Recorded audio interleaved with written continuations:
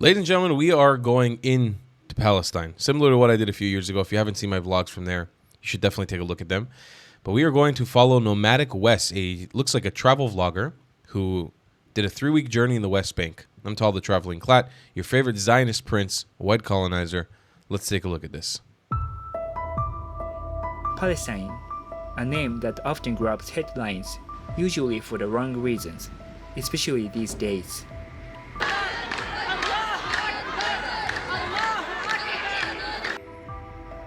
I spent 3 weeks traveling through the West Bank in September and October of 2022, capturing my experiences in the Behind the Walls series on my channel.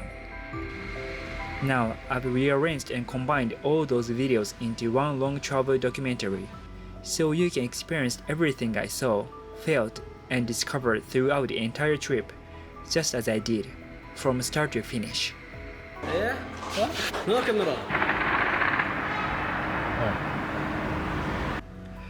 Please know that this video was filmed before the current conflict between Israel and Hamas began, so the situation today might be a bit different from what you see here. It's about the same. However, I still hope that through this video, some of you will discover something new and gain fresh perspectives on the region that you don't usually see in the mainstream media.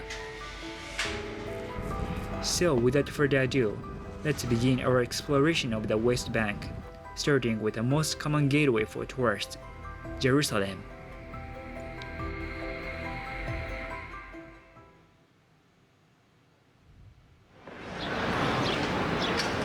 Being the spiritual center of Jewish, Muslim, and Christian religions, Jerusalem is the heart of the Israeli-Palestinian conflict.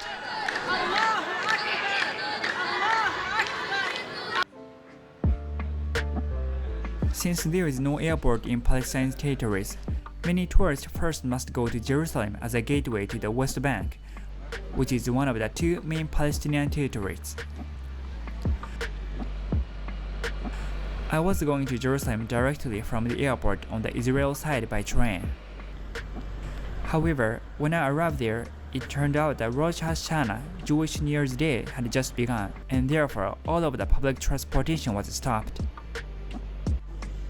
Luckily, I found a sharut, or shared taxi, to Jerusalem, and I had an interesting encounter with a Palestinian guy in the car.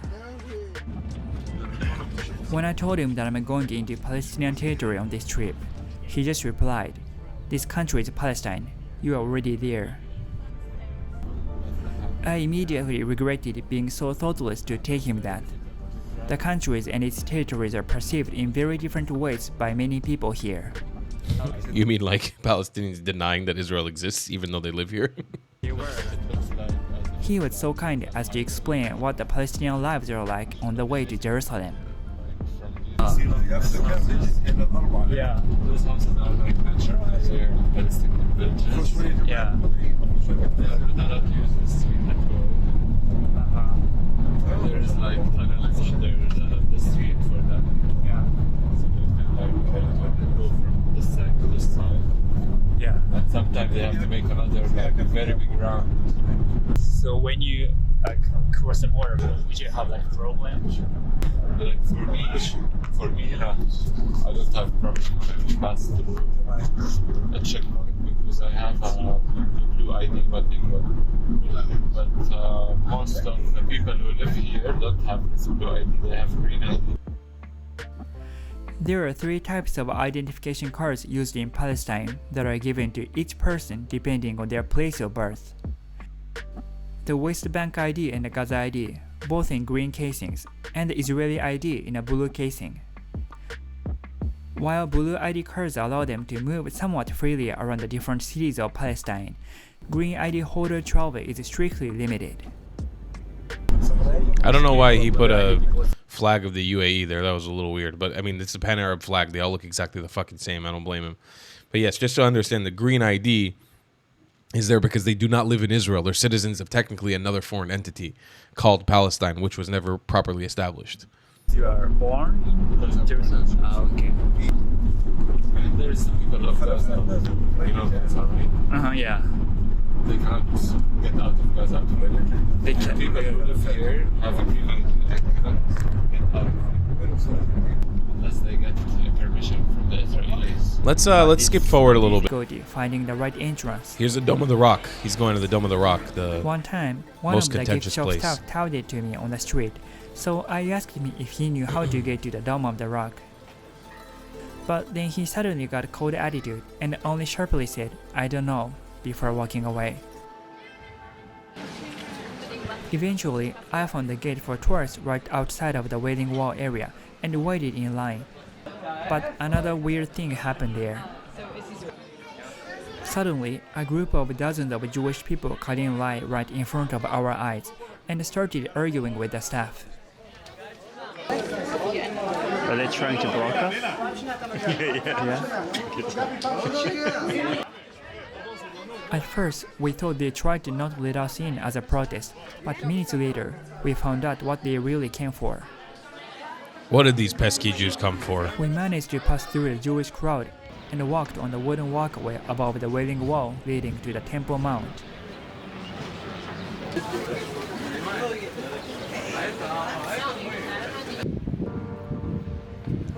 The Temple Mount is the third holiest site for Muslims after Mecca and Medina. The Dome of the Rock is a shrine that contains a foundation stone and marks the spot where Muhammad ascended into heaven. Non-Muslims are not permitted to enter the Dome of the Rock or Al-Aqsa Mosque. What? That sounds like apartheid.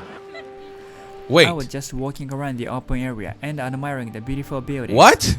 When I heard Are you telling me that a place that wasn't originally Islamic and became Islamic through Islamic colonization, now non-Jews, non-Muslims, non-Christians, or non-Muslims, Christians and Jews, or any person of any faith who's not a Muslim can't enter it? Doesn't that sound like apartheid? What? the voices of protesting Muslims? And they protested? What they were seeing before them was a Jewish group marching while guarded by police. Where from, sir? I'm from Japan. Really? What city? I'm from Yokohama. Yokohama. You know Yokohama? No, I know. Yeah. Oh wow. Oh, you've been to Japan before? No, I read about Japan. Oh wow, this is great. I was spoken to by a Muslim guy, so we asked him what those Muslims were saying. Allah Akbar means Allah great. Is the greatest. And we issue this Allahu Akbar Akbar because they get in here by force. Yes, they look like they're getting in by force. They are just Zionists. And they are guarded by the Israeli policemen. Because you would attack them They otherwise. get in here by power, by force. Yeah. They are not allowed. This is a Muslim place. They should be here. What are these people doing? This is the second day of their new year. Yeah. And they want to establish a new theory or a new narration that this is their own temple. Oh. We don't have to do with it, but we don't have the power to prevent them. Yeah. As well as the site being significant to Muslims, the Temple Mount is also the holiest site in the Jewish religion. Well, they just look the awful. foundation Those, stone, located beneath the those Dome Jews. of the Rock, is sacred to Jews and Muslims alike. In the Jewish faith, it is believed that the very word originated here, and therefore, this stone is also regarded as the navel of the earth. In the Torah, or Old Testament of the Bible, it is written that the first temple of the Jews was built at this site, then destroyed by the Babylonian king, who sent the Jews into exile. Hi, I'm one of those Jews. Due to religious reasons, Jews and Muslims can't agree on who should have control of this site, as well as many other places in the territory.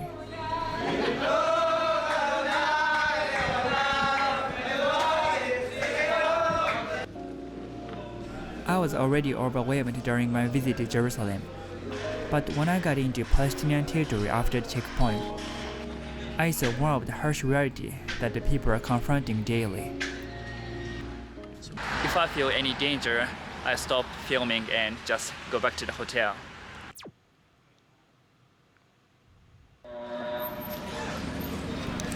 Bethlehem is located on the West Bank, which is a part of the Palestinian territory. Actually, the city is known as the birthplace of Jesus Christ and has been the holy pilgrimage site for Christians for centuries. And now has been colonized by radical Islam. Thank you very much, everybody. Most travelers go to Bethlehem via Jerusalem, which is under the control of Israel. Although these cities are only 10 kilometers away from each other, access to Bethlehem is not as simple as it looks on the map. There is a public bus service from East Jerusalem to Bethlehem, but since Bethlehem is controlled by the Palestinian Authority, there are security checks conducted by the Israeli military on access roads. Although getting into Palestinian territory is quite easy, returning to the Israeli Why does side it keep is showing very the UAE difficult flag? for Palestinian people. Weird.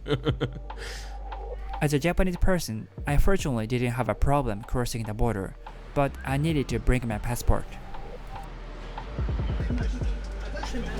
On the bus to Bethlehem, I was looking at the Google Maps on my smartphone, but I got confused because nothing happened when the bus crossed the border shown on the map. I found out later that Google Maps doesn't display the separation wall, checkpoints, nor any of Israel's illegal settlements as if it's covering them up, which has caused quite a controversy for Google. Honestly, this inaccurate map caused me a lot of confusion during my Palestine trip. After about 30 minutes, the bus arrived at the checkpoint. Since it was for people entering Palestinian territory, there was not any documentation check, and we were able to just walk right through the one-way entrance. Wow, it could be almost like there's no issue of people breaking into Palestine and doing terrorist attacks. Fascinating that there's no reason for security entering Palestine. As if there's no threat. That's strange, no? That's a weird thing.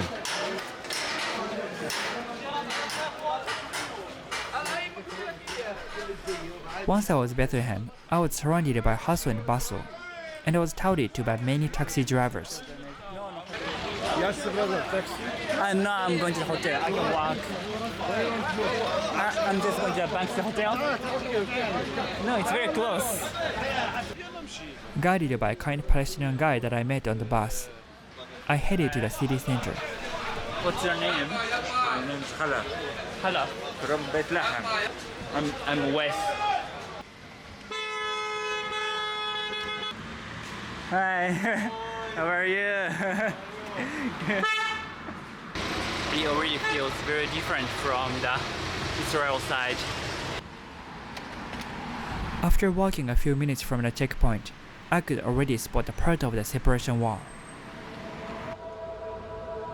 To be honest, it was quite jarring to see the looming 8-foot concrete wall, lined with watchtowers, cameras, and barbed wire. I know, it's confusing when you come from a country that doesn't have to deal with radical Islamic terrorists. It presents services to highlight the severity of the political situation and the reality of those who live within its shadow. The wall is covered with messages and graffiti, many of which are dedicated to the political situation between Israel and Palestine. Some were fascinating, and the others were just depressing and thought-provoking. Israel calls the wall a security barrier against terrorism, while Palestinians call the wall apartheid or a racial segregation wall. I just have to break it down for a second. For anybody who's buying the whole Palestinians call it a racial segregation wall, why the fuck are there Palestinians on the other side of the wall? Huh? Can anyone answer that question? If it's an apartheid wall meant to keep out one ethnicity, right? And Palestinians are not an ethnicity, they're just Arabs in the Middle East. How could it be an apartheid wall if there's Palestinians living on both sides of the wall, who Palestinians from the other side of the wall are able to go in for work?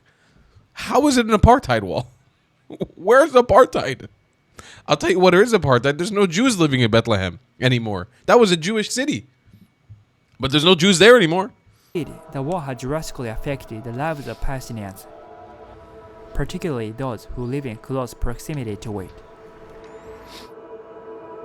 Communities that were formerly able to easily access major nearby cities, such as Jerusalem, Ramallah, Hebron, and others, now face restrictions in movement and need to be granted permits by the Israel military and navigate checkpoints in order to complete what was once a simple journey. Correct. That's what happens when you let terrorism into your society. Sorry, you fuck around, you find out. Bethlehem is well known for the political street art. The person who turned the wall into a vast canvas for the first time was a world-renowned British street artist, Banksy. Since 2005, he has been painting not only the separation wall, but also random souvenir shops or gas station walls in the city.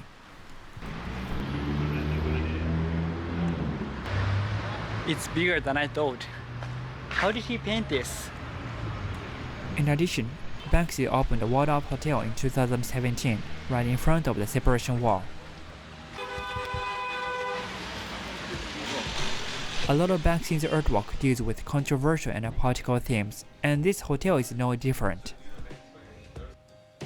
The lobby is open to non-guests as well, and that in itself is worth a visit. On the ground floor, a museum commemorates 100 years since the British took control of Palestine and helped kickstart a century of confusion and conflict. This seems, by the way, The apparent space is filled with this seems like a concentration artworks. camp. I gotta be honest with you guys. Fucking artwork in the hotel, the piano. This is the elements of a concentration camp, an open-air prison. Most of This which is it. refer not so subtly to the Israeli-Palestinian conflict. This has all the elements of an open-air prison. From the window of any room, you can only see the Israeli controversial wall, which is why it's called the hotel with the worst view in the world. In the evening, I was about to go out for dinner when I heard some bad news. The hotel staff said 4 Palestinians were killed during an Israeli raid, and some people are protesting. The hotel staff told me that there's a strike in the city today, and it seems to be pretty intense. But they told me that I can still walk around, so that's what I'm doing. But if I feel any danger, I stop filming and just go back to the hotel. When I was walking around, I didn't feel unsafe, but there was one unusual thing.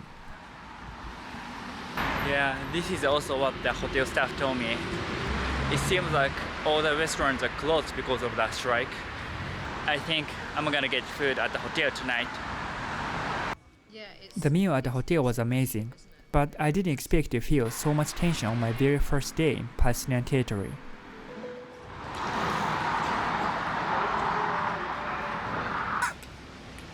Bethlehem is known as the birthplace of Jesus Christ and has been the holy pilgrimage site of Christians for centuries. To kick off my second day there, I decided to explore the city center first. The traditional architecture of the old city of Bethlehem dates back to the Ottoman Empire and was constructed over the remains of buildings from the previous eras. Sounds like colonization. Sorry, I'm being A stroll through the I'm being an historic center of asshole. Bethlehem offers beautiful views of curvy stone streets, sometimes topped by rocky arches, and of domed houses with beautifully ornamented doors, windows, and smaller openings. Look at these colorful doors. They're pretty.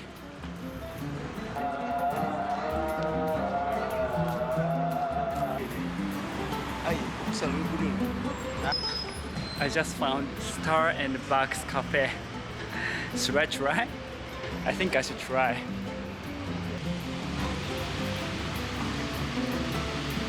An English menu was available at the entrance, and I got a caramel frappuccino.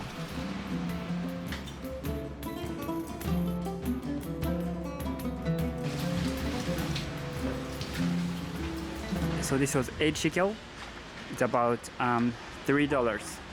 So it's not very cheap considering the prices in Palestine.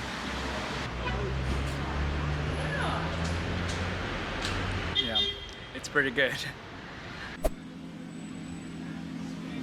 All right, let's get into some more juiciness. Let's go into the evilness of the Zionist occupation of Hebron. Although a lot of Palestinians, You know, the place where Abraham, Isaac, and Jacob are buried, the original Jewish prophets. Let's go. Let's go see the apartheid. were expelled from their homes in Age 2. There are still some Palestinian residents left there. But as you can imagine, their lives there are suppressed a lot, including their limited freedom of movement. Hassan told me that he used to live in the H2 area too. I lived there like 10 years, 10 years, but you know, before 5 years, I changed my house. So now you can't go inside? No, Okay. Driving vehicles in H2 is also restricted, which includes emergency services such as fire trucks and ambulances.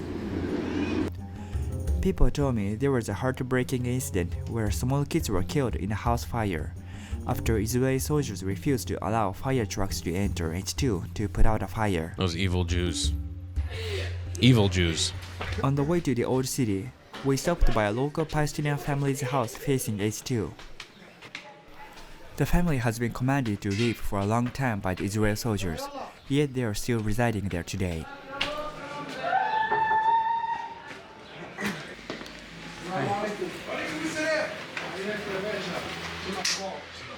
How are you? Hi, good. How are you? I'm Wes. Nice to meet you. Wes. You too. What's your name? Abid. Where are you from? I'm from Japan. Japan. Yes. Oh, welcome. Thank you. The family told me how hard their life is surrounded by the settlers.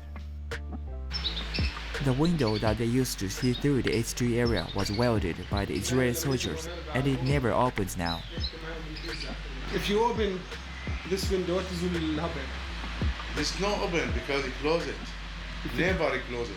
If you try to open, I am open. This the soldier coming here arrest me. Really? at least. They also showed me a startling snake specimen, which was thrown into their child's bedroom by the Israeli soldiers just for harassment. Wow, those Jews, let me tell you, evil In Hebron, Jews. Palestinian people resisting the threat of eviction like them usually welcome tourists to show the world what's really going on. To sustain their lives, some of them make small pouches or other gifts for visitors.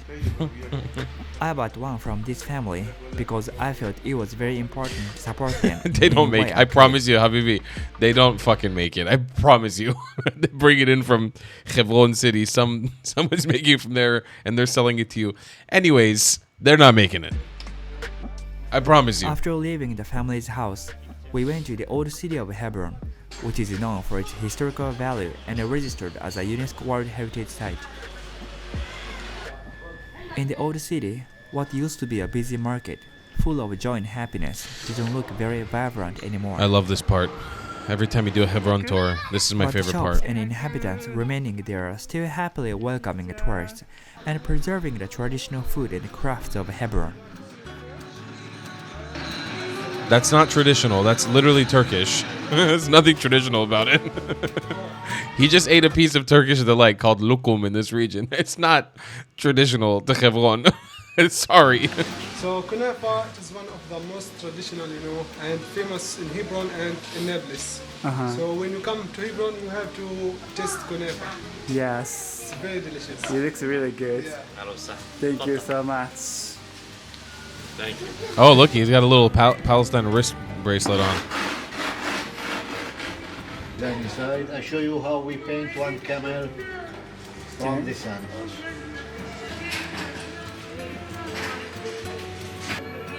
All right, we can skip the camel painting. Came from Hebron.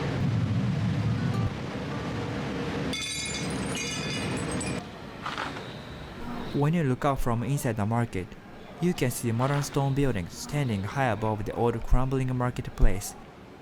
Meanwhile, the thoroughfare of the bazaar is covered by a metal fence. One of the shop owners explains what Here it we is go. for. This is my favorite part. I love this narrative. This is my favorite one. This building, if you film it used to be 2 floors. These Jews, man. And they built another one on top. Okay. And Jewish families live inside these houses, and they keep throwing on us all time garbage and trash. That's so That's why we put this metal net, just a kind of yeah. protection. By the way, I've done this Hebron tour like 10 years ago, and they've been doing this same shtick for 15 years, 20 years. They've been saying the Jewish families, they throw trash on us. The same bag of bamba that's been there, that probably a Palestinian threw on this fence like 30 years ago. It's been sitting in the same place. Like, the Jews, they keep throwing trash at us. They keep throwing the trash at us. Palestinian family live. These Arab buildings situated in front of the Jewish buildings are also a target for the settlers, and for this reason, their balconies and windows are protected with strong metal bars as well. The Israeli army doesn't do anything to prevent this sort of harassment or violence from the settlers. Oh my God, they're so evil, However, the Jews. they have the right to shoot at any Palestinian who attempts violence against any settler, even if it's in self-defense. That's not true. Because they are watching from that white, And if you don't see, we have another one on top of that building. 2 military watching towers. Right, only this small section. Although there were some Palestinian inhabitants left, many streets were just abandoned, and most businesses and shops were closed. That's because they were afraid of the settlers, or because the Israeli authorities blocked them for security reasons. Listen, your society engages in terrorism. This is what happens. 10 to 15% of the shops still open here. These shops either they don't have, they can't afford to buy shops in the new city, or some of them just take it. It's just kind of resistance to stay here. Or but this shop means a lot to me. It's a heritage from the family. My grandfather was here, my father was here, and I am now. And I would like to keep it as much as I live.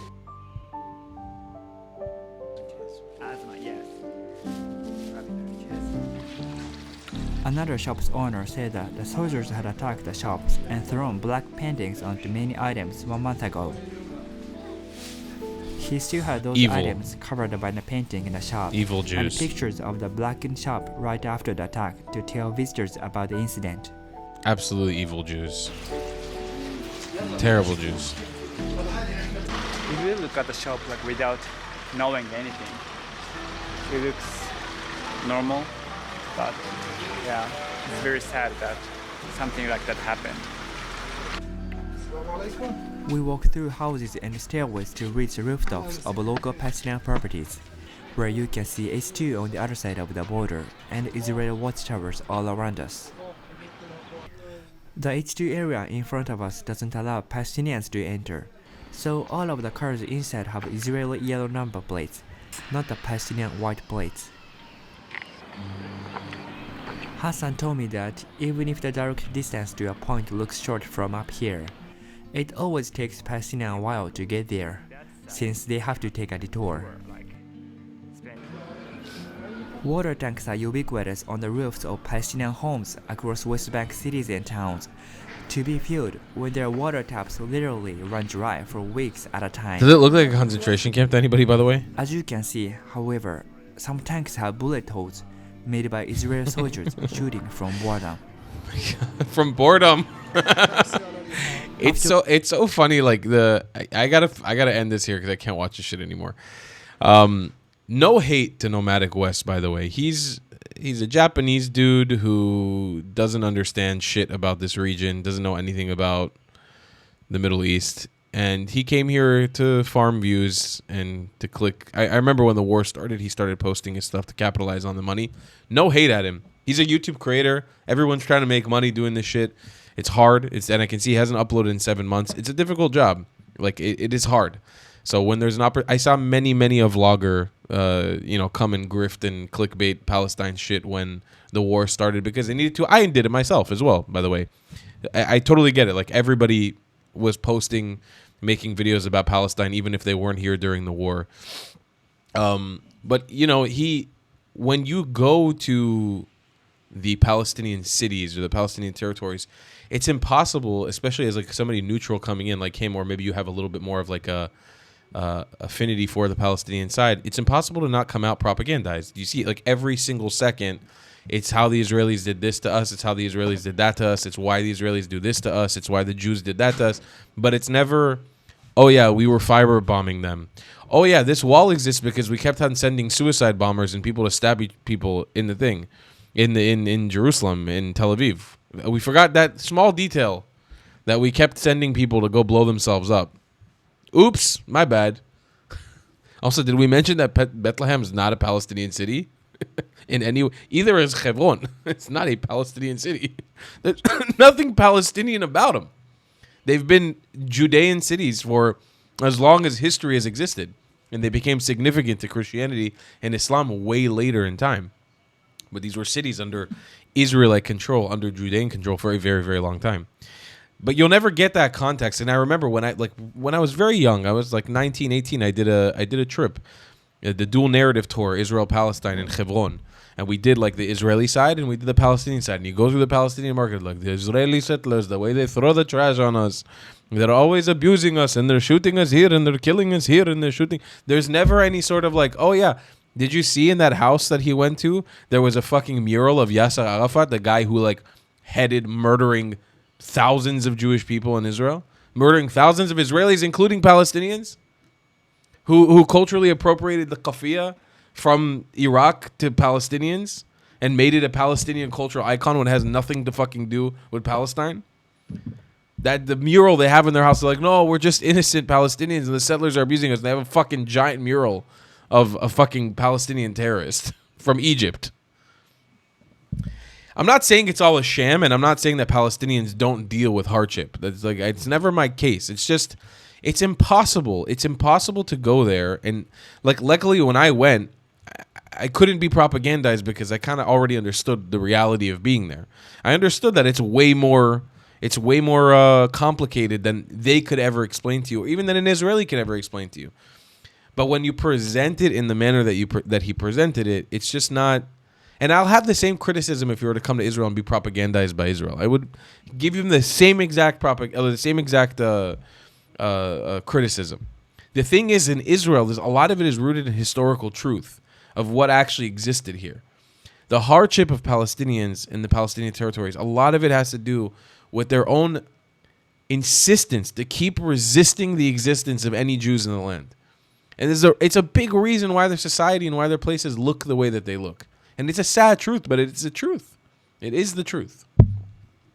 I'll see you guys in the next one. I love you long time. Goodbye, Klats. If you believe in my content and want to support me, just know your help is needed. There's a bunch of great ways to support me, being PayPal, Buy Me a Coffee, or joining my Patreon community down below. Patreon is the best way to support my channel, and you'll get a bunch of cool perks depending on what tier you join. Another great way to support me is by buying my merchandise on thetravelingclat.com. I regularly drop new merch designs like this beautiful hat, or this amazing shirt, where you can support the channel and get something cool for yourself. I also have an amazing Discord community with people from all over the world. Thank you so much for your support.